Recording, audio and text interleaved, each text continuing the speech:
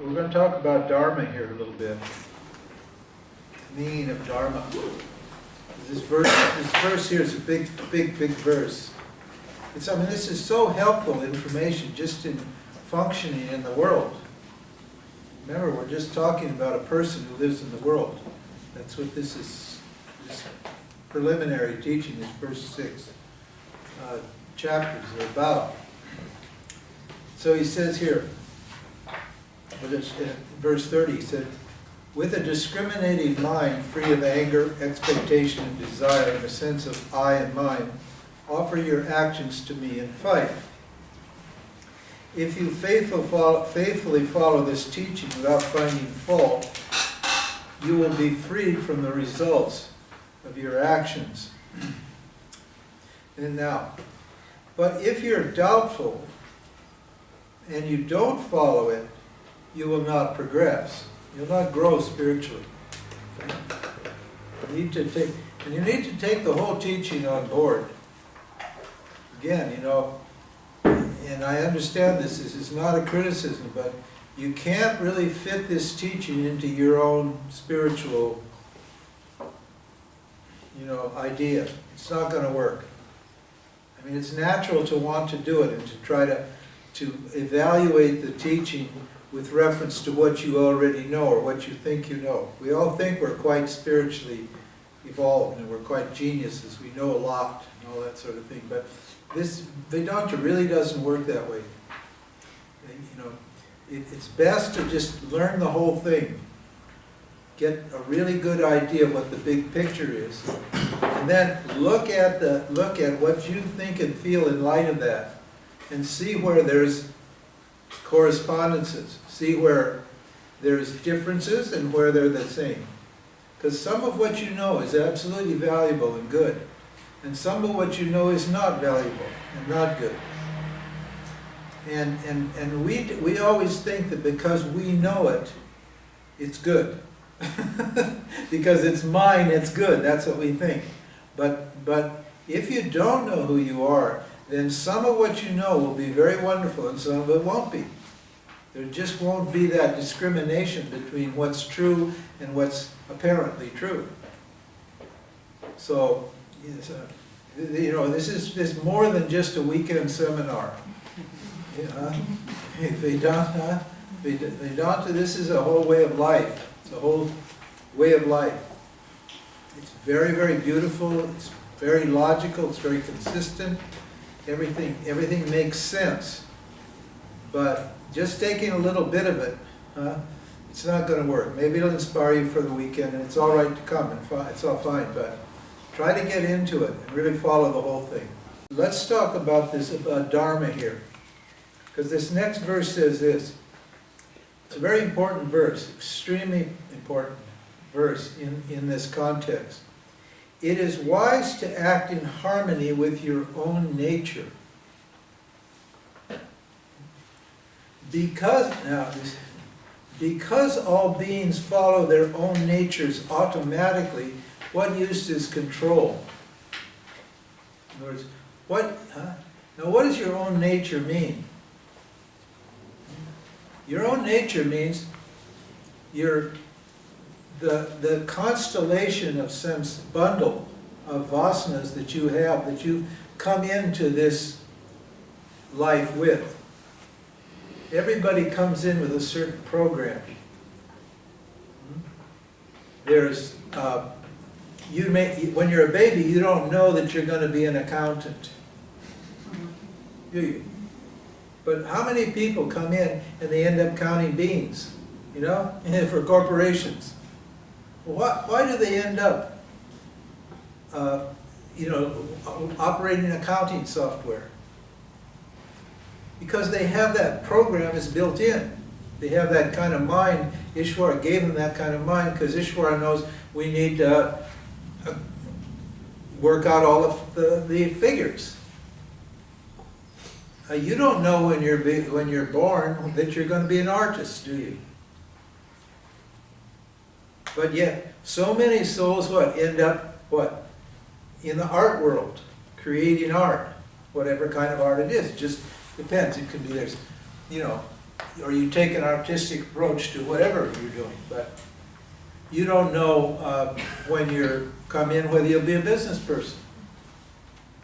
I didn't know.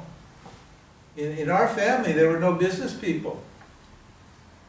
We were, my family was public servants and intellectuals, teachers. And I was supposed to end up being a teacher, an intellectual, a lawyer, a university guy, maybe something like that, maybe a professor. And what? When I'm 19, when I'm 20 years old, I end up in business. And I'm a really good businessman.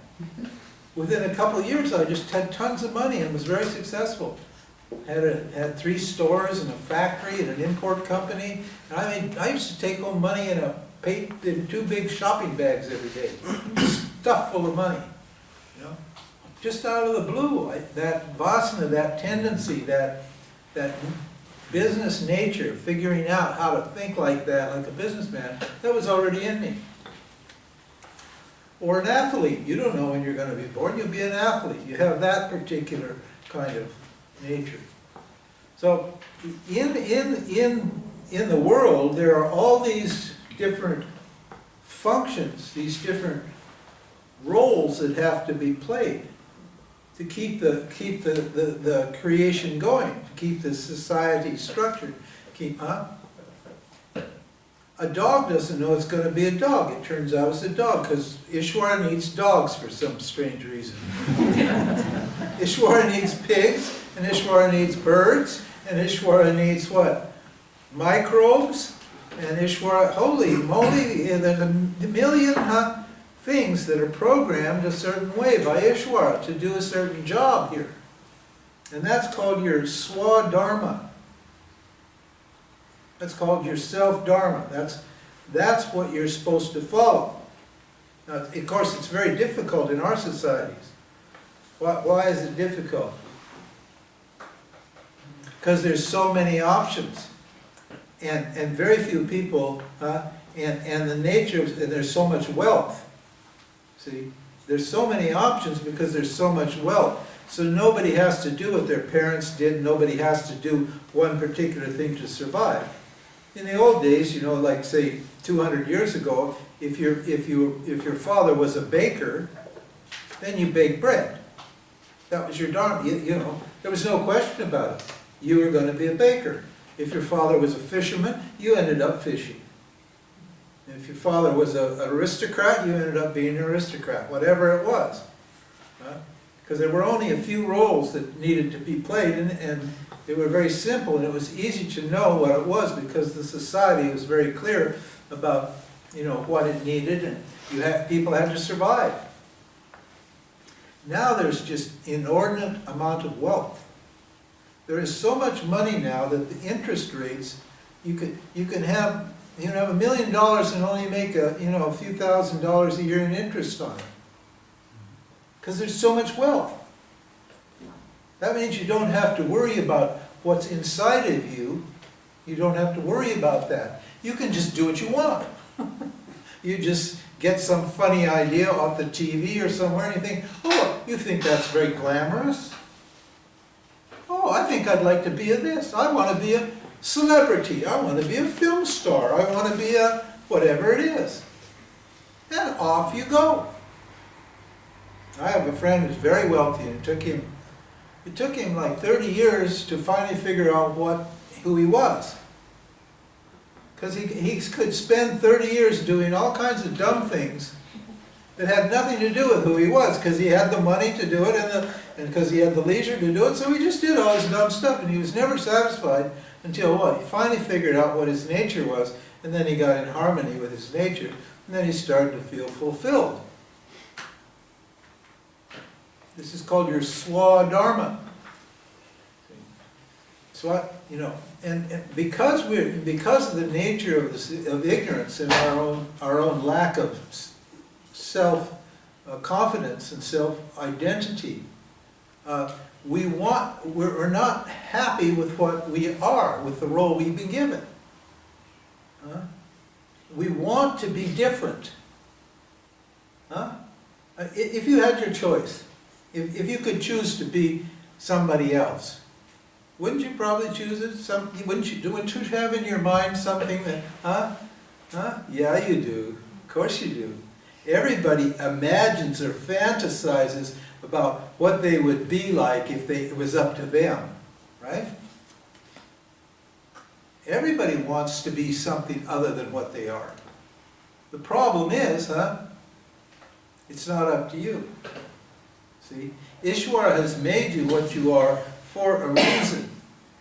And trying to live up, this is why, in Swami Dayananda, for example, he says, it's very, speaking on this topic, he says, don't think spirituality is about living up to an ideal. You have this ideal of a perfect person that you should be in your mind. And you want to approximate that person. You want to try to be like that person. Like the men, for example, a lot of them have this spiritual fantasy about being Buddhas. Peaceful, serene, beyond.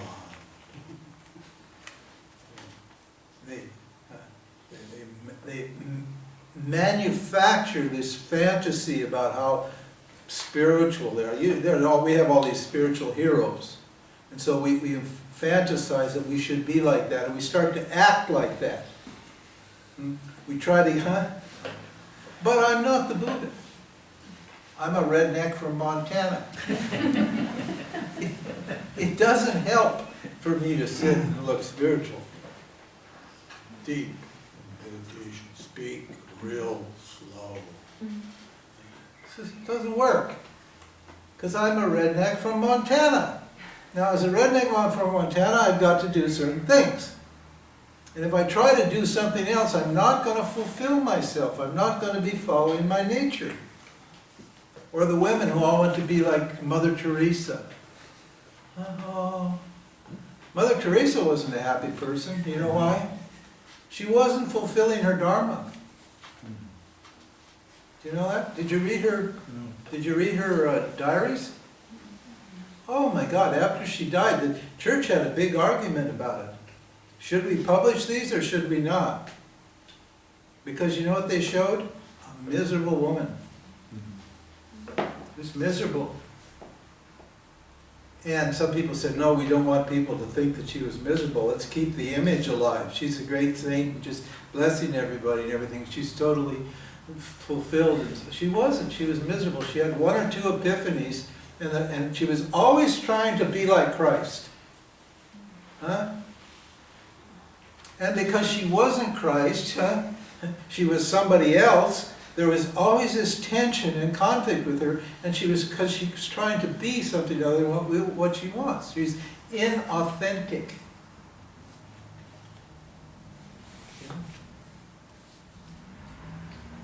So, this is why he's saying, you need to look at yourself honestly and accept exactly what you are right now, warts and all. Okay? All of the ugly stuff, that's you too. Don't try to cover up all the dirty, ugly parts of yourself. Right?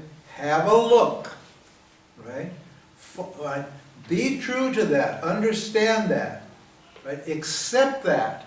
And it's through the acceptance of that, that's called your swadharma. That's called following your nature. And when you accept all of yourself as you are, we're not that glamorous and glorious. We're just normal little people. That's all we are. We're not big people. We're just everyday average people. We have our little problems. Where some of us are not so smart. Some of us are not so beautiful. Some of us are not so powerful. We've all got our weaknesses and our little strengths too. We have some strengths as well. And then look at that. That's your Dharma. That's what you're supposed to work out here. You're not supposed to what? And the other aspect of Swadharma is what? Trying to fix the world or fix other people. These are your do-gooders, your helpers. They're going to fix everybody and make, They're not following Swadharma either. Why? Because they feel, because they're not working out what's important to them. They're working out your stuff. They're taking care of your life and all your stuff. And they're making you dependent upon them, which is not helping the people they're helping. They're creating victims. They're creating dependent people because they're taking care of your problems. So they're not fulfilling themselves either. This is why on the do-gooder class you find angry people. You have no idea, these people that think there's something wrong with the world and are trying to fix the world, they're almost always angry. The only reason is because they're not doing what's right for them. So he says here, it says it's wise to act in harmony with your own nature. Get away from who you are and try to be something else, and you're asking for trouble. And then he says what? And he says trying to fix other people, trying to manipulate or control other people or fix other people or help other people, is waste of time. You know why? Because all beings follow their natures automatically. What use is control? People are, that's why I said there's no point in me giving advice. You all laughed when I said nobody takes my advice. That's why I don't give it. Because you do what you want to do. You're going to follow your nature. I can tell you do this and do that. Oh yes, it's the right thing to do. It's the noble thing to do. You should do this and you should do that. But you're not going to do it. You're not going to do it. You won't do it. You will what? You'll do what your nature impels you to do. When I tell you this, you say, and it starts right away. As soon as I make a suggestion, say, yeah, but. As soon as they say, yeah, but, then I know very well they're following their own nature. And then I say that, and then I'll give them a better argument. And then they'll say, yeah, but. And no matter how intelligent and how I organize it all my logic, the yeah, but will just keep coming. Yeah, but. And I know that at the end of that conversation, they're going to go out and do exactly what they want to do. So what use is it? Why waste your time trying to fix yourself or what? Fix other people. You're driven by Ishvara here. Ishvara is controlling you, regulating, governing you. Accept it. That's where the relief comes. That's where the peace comes. And looking at that, and to do that you need to accept yourself honestly and stop believing in your own good opinion of yourself. You've got some strengths and you've got some weaknesses. Stop thinking you're so damn wonderful. There's some things about you that are wonderful, and there's some things about you that are not wonderful. And if you just have this idea that you're wonderful all the way around, and you can't look at the parts of you that are not wonderful, then you're asking for trouble. Because those parts that are not wonderful, unless they're acknowledged and accepted, they're going to work out and they're going to cause you a lot of embarrassment. So what do you say? Attachment and aversion to sense objects are your intractable enemies. It is better. Now, he's not saying the sense objects are enemies, is he? He's not saying there's anything wrong with the objects, is he? He's not saying coffee's bad. Eating meat is bad. It's not saying like this, is it? It's saying attachment and aversion to sense objects are your intractable energies. All the objects are value neutral.